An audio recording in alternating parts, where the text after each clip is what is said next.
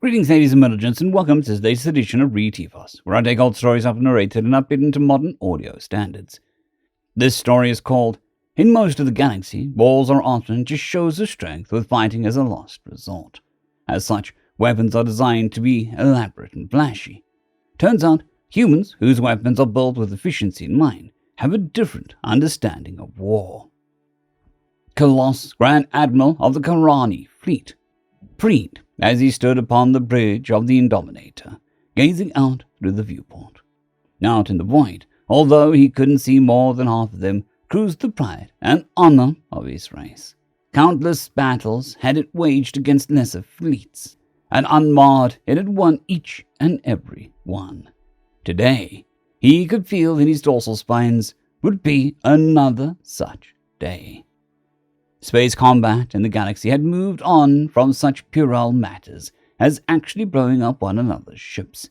It was now all about who could muster the greatest amount of strength and display it most engagingly.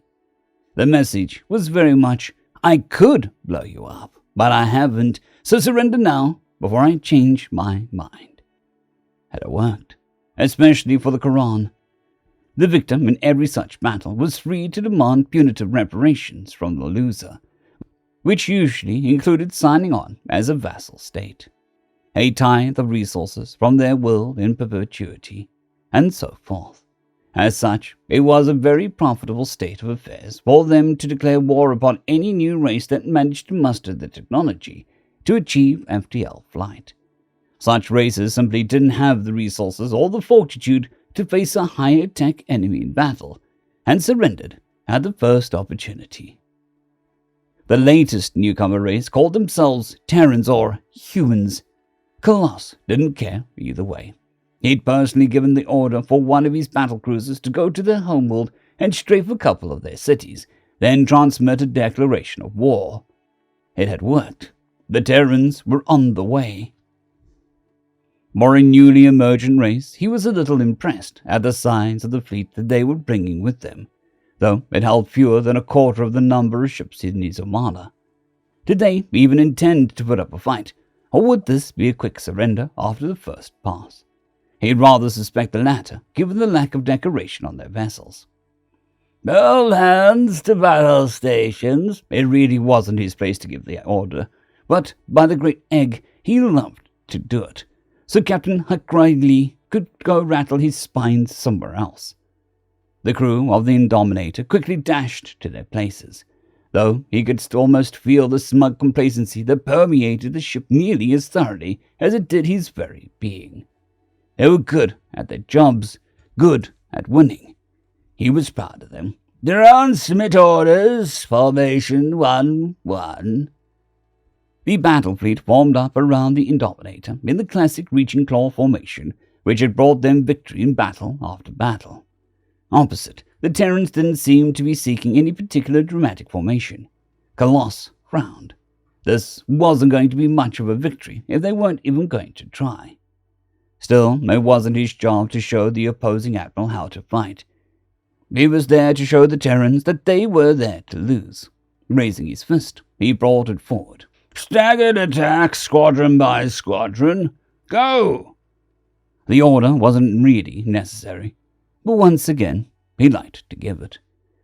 Raising their shields, which were tuned to respond to enemy attacks with great rainbow light shows of energy, his ship darted forward. Their pulse weapons blasted out, splashing against the shields of the Terran ships. No light shows there, which was very poor form. As the squadron streamed past, keeping an impeccable formation, it wasn't easy, and it always served to unnerve whatever uncivilized races he faced. As the last of the attack squadrons looped around and slotted back into place in the reaching claw formation, Colossus made a beckoning gesture. Your move! Are you going to reply or surrender now? The Terrans replied, but not in any civilized way.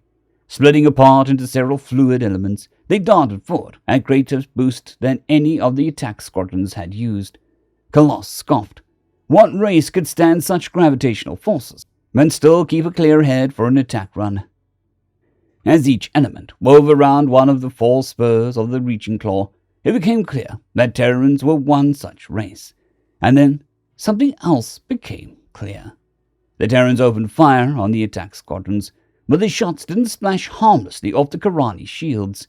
Pulse weapons, kinetic kill weapons, and actual nuclear bombs smashed through the shields and destroyed the ships within. Frozen in shock, Colossus watched as the pride of the Quran was obliterated. Even those ships which raised their shields to hard max and tried to maneuver out of the way were hunted down and hammered into flaming scrap.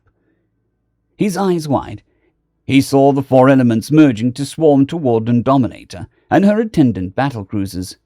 He couldn't run, not against ships with that sort of acceleration, and with the damage they were dealing, not one of his ships would survive, even if they did take a few Terrans with them. The battle was lost. If he wanted to live, there was only one thing he could do.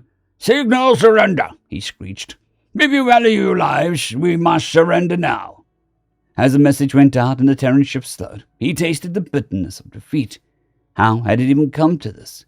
He was the most preeminent admiral in the Karani fleet, and the Quran were the most adept players of the game of war in the galaxy. It came down to one thing, he realized, far too late to be of any value. Everyone had assumed that the Terrans played by the same rules. End of story. I would like to thank our T5 members and patrons, Casper Arnholtz, John Creighton, Vidmori, 050, Dragzoon WRE, and Elijah Silvercross. Thank you very much.